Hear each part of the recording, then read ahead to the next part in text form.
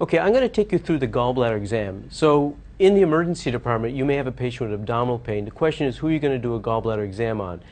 The patients that you suspect cholecystitis or biliary colic are the ones that we're going to primarily be doing this exam on.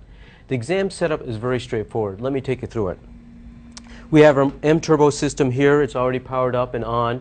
We have a selection of two different transducers. Most of you may already have this transducer. This is a phased array transducer. This is the same transducer you're going to use for the FAST exam and for echocardiography. The other transducer that you may also have is a curvilinear transducer. This is an excellent transducer, though you'll sometimes have problems with rib shadows. So you can use either one, but for today's demonstration, I'm going to take you through a phased array. So once you've chosen the transducer, the next step is to choose the exam type on the machine. To choose the examination configuration, it's very straightforward. We hit the exam key right here, and with the selected transducer right now, we can choose between abdominal, OB, or cardiac. And for this exam, we're going to choose abdomen, so I'm going to hit select, and we're going to be ready to start scanning. So I have the patient turn to the left lateral decubitus position, and I'd like to have their elbow up as well.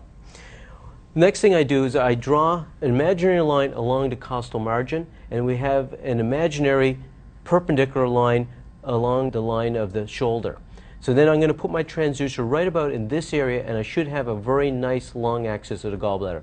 So here's our transducer marker right here. Again, I'm at the costal margin pointing toward the shoulder, and I'll try to find the gallbladder.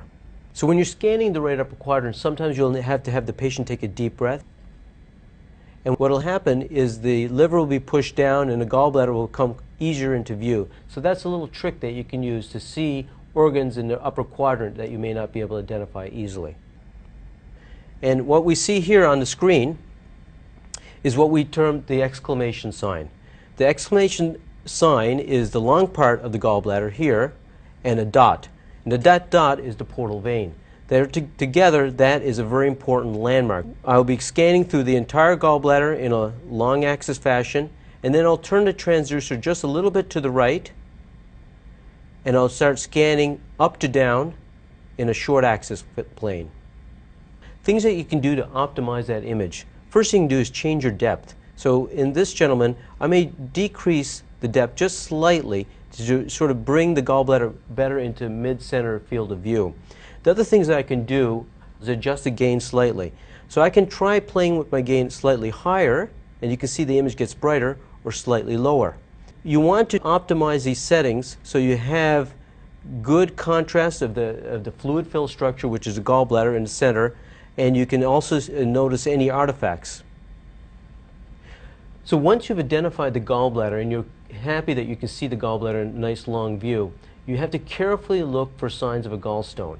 Once you see the gallstone, you're going to then press gently into the right upper quadrant and see if they have signs of a sonographic Murphy. Now, we're all familiar as physicians what a Murphy sign is, and that's palpation of the right upper quadrant and looking for gallbladder tenderness. A sonographic Murphy is much more specific, so we're going to press on the transducer gently and to see if that elicits pain.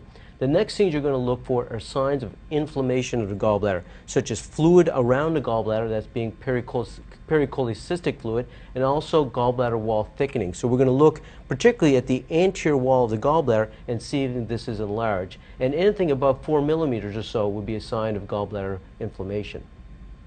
So when you're scanning, you're going to be carefully looking for signs of a gallstone. A gallstone will have a hyperechoic appearance, meaning it's going to be brighter in nature, and it's going to cast a shadow. A key point here is make sure that the hyperechoic area that you're noticing actually lies within the gallbladder. A common mistake would be to identify an area outside the gallbladder where it will look just like a gallstone, and that'll be a bowel shadow.